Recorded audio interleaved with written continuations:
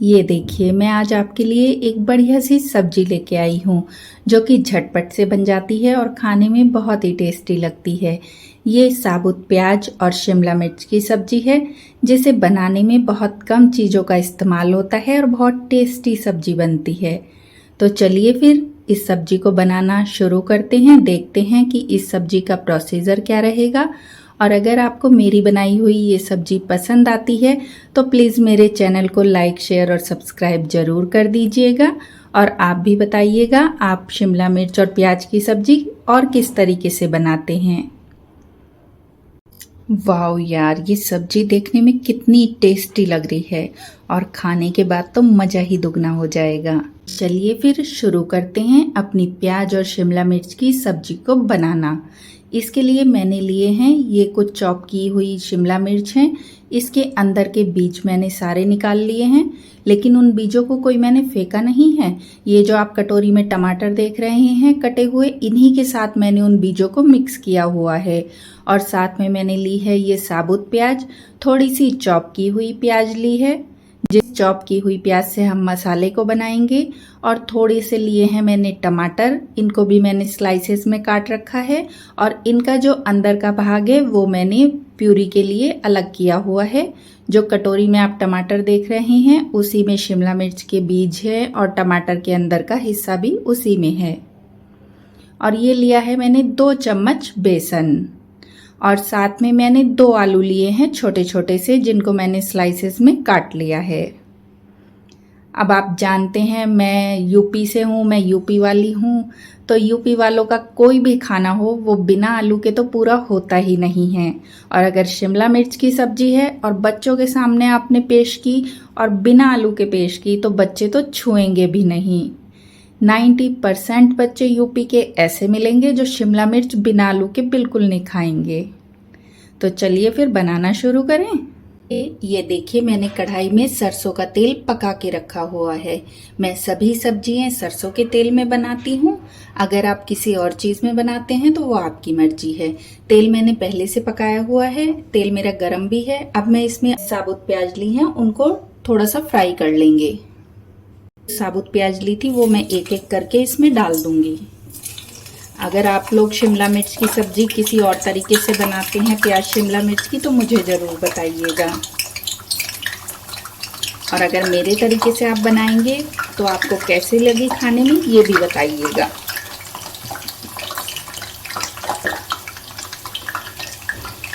हम इसको बहुत ज़्यादा मतलब बहुत देर तक फ्राई नहीं करेंगे। बस जब ये हल्की सी ब्राउन हो जाएंगी तभी हम इनको निकाल लेंगे। हमें इन्हें पूरी तरीके से नहीं गलाना।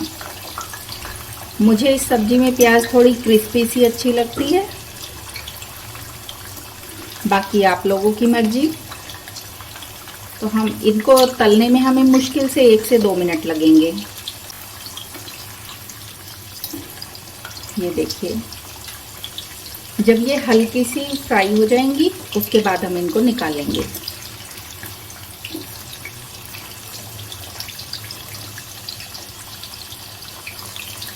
ये देखिए, मेरी प्याज हो चुकी हैं, 1 से 1.5 मिनट मुझे हो चुका है।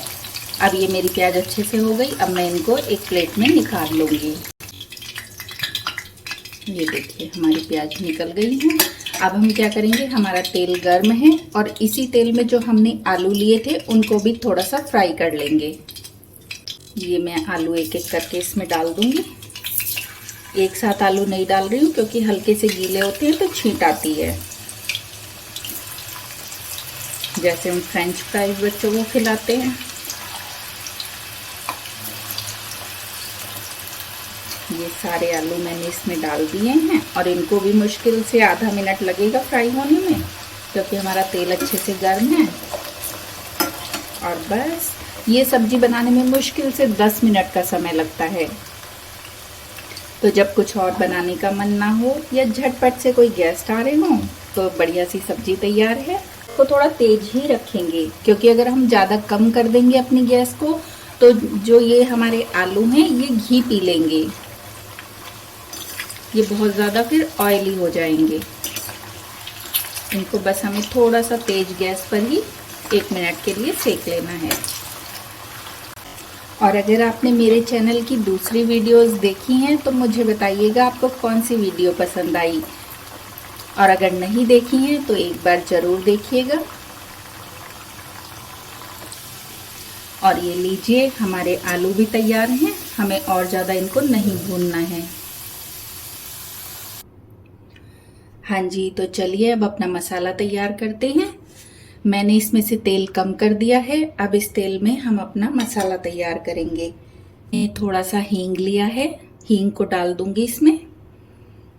आप अगर पाउडर वाला हींग लेते हैं, जो डिब्बी आती है बाजार से हींग की, तो आप थोड़ा ज़्यादा डालिए। मेरा ये प्योर हींग है तो बहुत थोड़ा सा डलता है।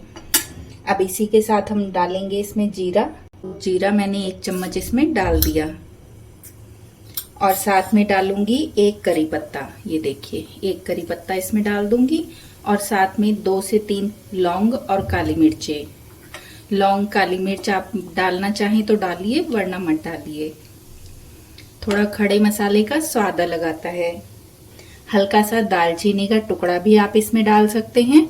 मैं दालचीनी का थोड़ा सा पाउडर डालूंगी। अब हम सबसे पहले अपनी प्याज डालेंगे। जो हमने प्याज काटी हुई थी, ये थोड़ी जो हमने चॉप कर रखी थी, ये वाली प्याज हम इसमें डाल देंगे।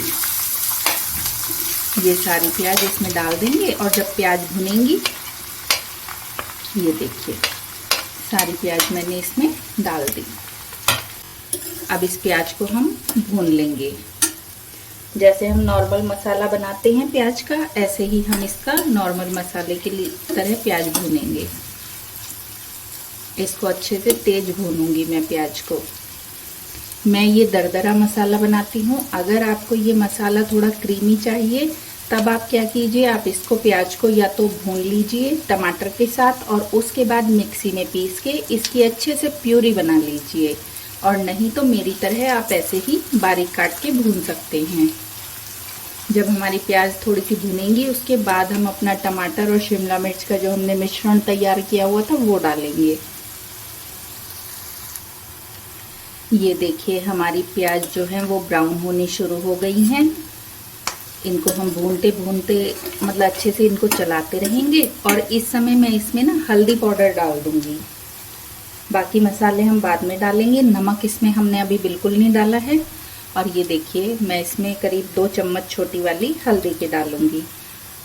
ये देखिए, आपकी हल्दी ज़्यादा स्ट्रॉन्ग है तो चाहे कम डालिए। अब इसको हम अच्छे से चला देंगे, और कुछ सेकंड के बाद हम इसमें अपनी जो हमने शिमला मिर्च का अंदर का पार्ट निकाला हुआ था वो, और ये जो कटे हुए हमने थोड़े से टमाटर थे, ये डाल दूंगी। इनको इसी प्याज के साथ हम अच्छे से भून लेंगे। ये देखिए, मसाले अभी मैंने हल्दी के अलावा और कुछ नहीं डाला है। इसको 1 मिनट तक हम ऐसे ही भूनते रहेंगे। ये देखिए, हमारा ये टमाटर का मिश्रण डले हुए कुछ सेकंड हो गए हैं, और ये अच्छे से भून भी रहा है। अब हम इसमें कुटा हुआ धनिया पाउडर डालेंगे। ये मैंने 2 से 3 चम्मच कुटे हुए धनिया पाउडर की डाल दी। धनिया वैसे भी फ़ायदा करता है, तो आप ज़्यादा डालना चाहें तो कोई दिक्कत नहीं है। इसमें साबुत धनिया के साथ साथ सौंफ भी मिली हुई है। अगर आपके धनिया सिंपल है, उसमें सौंफ वगैरह नहीं है, तो आप थोड़ी सी साबुत सौंफ भी डाल सकते हैं। उससे भी बहुत अच्छा टेस्ट आता है। ये अच्छे से भुन रहा है। मिर्च हम अभी नहीं डालेंगे। अभी हम इसमें क्या डालेंगे, जो हमारा ये जो हमने बेसन लिया था ना, ये जो 2 चम्मच बेसन लिया था, इसको हम इसमें डालेंगे और इसको इसी के साथ भून लेंगे। जिससे, क्योंकि अगर हम कोई और सब्जी बनाते तो हम बेसन चाहे कच्चा भी डाल देते बिना भुने, लेकिन इसमें हमें ज़्यादा देर सब्जी को नहीं पकाना है, तो हम बेसन को अच्छे से प्याज के साथ भून लेंगे। इसको चलाते रहेंगे, गैस को बिल्कुल सिम कर देंगे, नहीं तो बेसन लग जाएगा। और इसको अच्छे से भून लेंगे। करीब 1 मिनट तक इसको आप भून लीजिए, तो हमारा बेसन बिल्कुल भी कच्चा नहीं रहेगा और ग्रेवी बहुत अच्छी बनेगी। जब बेसन भुन जाएगा ना, तो जितना हमने इसमें तेल डाला हुआ है वो किनारों पर आने लगेगा, तो आपको पता चल जाएगा कि हमारा बेसन भुन चुका है। बहुत ज़्यादा टाइम नहीं लगेगा, फटाफट से बेसन भुन जाएगा। और ज़्यादा करें तो आप पहले से सूखा बेसन तवे पर डालिए और उसको भून लीजिए। ये देखिए मेरा बेसन अच्छे से भुनने लगा है। ये देखिए मैं इसको हल्का सा दबा रही हूँ तो ये तेल भी कढ़ाई में बाहर चमक रहा है, तो इसका मतलब हमारा बेसन भुन रहा है। अब हम इसमें अपने मिर्च मसाले और मिला देंगे। और एक चीज़ आपको बता देती हूँ, अगर आप लोग प्याज नहीं खाते हैं तो इसमें प्याज मत डालिए, क्योंकि जैसे अब सावन आने वाला है, मैं भी सावन में प्याज नहीं खाती, तो बिना प्याज के भी ये सब्ज़ी बहुत अच्छी बनती है। आप चाहें तो मखाने यूज़ कर सकते हैं। अब हम इसमें डालेंगे कुटी हुई लाल मिर्च। ये मैंने 1 चम्मच मिर्च ली है और थोड़ी सी मिर्च मैं और डालूंगी, हम लोग तीखा खाते हैं। और थोड़ी सी डालूंगी मैं इसमें कश्मीरी लाल मिर्च, और वहीं मैं 1 चम्मच गरम मसाले की डालूंगी। मिर्च और गरम मसाला आप अपने टेस्ट के हिसाब से डालिए। ये देखिए अच्छे से इसको चला के भून लेंगे मिर्च मसाले को। हमारा मसाला कितना अच्छे से भुन गया है, देखिए बिल्कुल कढ़ाई में। ये देखिए जरा भी नहीं चिपक रहा है। इसमें सारा अपना जो हमने ऑयल इसमें यूज़ किया था वो इसमें से रिलीज़ करना शुरू कर दिया है। ये देखिए हमारी कढ़ाई में कहीं मसाला नहीं चिपका। अब हम इसमें हल्का सा पानी डालेंगे। बहुत ज़्यादा पानी अभी नहीं डालूंगी, बहुत थोड़ा सा 2 से 4 चम्मच पानी के इसमें डालूंगी और इसको 1 मिनट के लिए चला लूँगी। उससे क्या होगा, हमारा जो बेसन है वो थोड़ा सा फूल जाएगा। ये देखिए बहुत ज़्यादा पानी मैंने नहीं डाला। मैंने जो हल्का सा 2 से 3 चम्मच इसमें पानी डाला था उसे डाल के इसे अच्छे से चला दिया है। और अब मैं इसमें आपको पहले बताना भूल गई, मैं इसमें थोड़ी सी दही ऐड करूँगी। ये देखिए मैंने दही ले रखी है, 3 से 4 चम्मच बड़ी वाली दही के हैं। दही भी आप अपने हिसाब से डालिए, आपको ज़्यादा दही की सब्जी खानी पसंद है तो ज़्यादा डालिए। ये मैंने इसमें सारी दही ऐड कर दी और अब मैं इसको लगातार चलाती रहूँगी। मैंने नमक इसीलिए नहीं डाला था पहले, क्योंकि हमें इसमें दही ऐड करनी थी। अगर हम नमक पहले डाल देते तो हमारी दही के फटने के चांसेस ज़्यादा रहते। अब हम इसको अच्छे से चला लेंगे और कुछ सेकंड तक इसे इसी तरह लगातार चलाते हुए भूनते रहेंगे। नहीं पसंद करते तो आप इसमें बाद में थोड़ी सी मलाई डाल दीजिएगा। ये देखिए इसको अच्छे से ऐसे चलाते रहेंगे। 1 मिनट तक इसमें हमें खद्दा आने देना है। ये देखिए इसमें जैसे ये बबल्स उठने लगे हैं ना, तो 1 मिनट तक इसको अच्छे से मसाले को भून लेंगे। ये देखिए इसमें बबल्स आ रहे हैं, ये मसाला हमारा अच्छे से भून रहा है। इसको ऐसे लगातार चलाते रहेंगे जिससे दही और बेसन अच्छे से भुन जाएंगे। उसके बाद हम इसमें 1 मिनट के बाद हम इसको भूनने के बाद इसमें पानी डालेंगे। ये देखिए अच्छे से दही के साथ भुन चुका है। ये देखिए सारा तेल ऊपर आने लगा है। अब हम इसमें 1 कटोरी पानी डाल देंगे। जो मैंने दही वाली कटोरी ली थी उससे ही मैं इसमें 1 कटोरी पानी डाल दूंगी और इसको बस एक खद्दा आने देंगे और उसके बाद इसमें अपनी सब्जियां मिक्स करेंगे। ये देखिए अच्छे से इसको हम चला देंगे। इसको हम बस एक खद्दा आने देंगे, कच्चे पानी में सब्जी नहीं डालेंगे। ये देखिए जी हमारे पानी में अच्छे से बॉयल हो गया है हमारा। मैं इसमें डाल देती हूँ 1 चम्मच जो है मेरे पास किचन किंग पाउडर। ये किचन किंग मैंने इसमें डाल दिया है। आप इसकी जगह कोई और सब्जी मसाला भी यूज़ कर सकते हैं। ये देखिए अब हम इसको गैस को करेंगे थोड़ी सी कम और इसमें अपनी सारी सब्जियां ऐड करेंगे। सबसे पहले मैं इसमें डाल देती हूँ जो हमने ये आलू और प्याज करे थे, इनको डाल दूँ। ये सारे प्याज और आलू मैं इसमें डाल देती हूँ।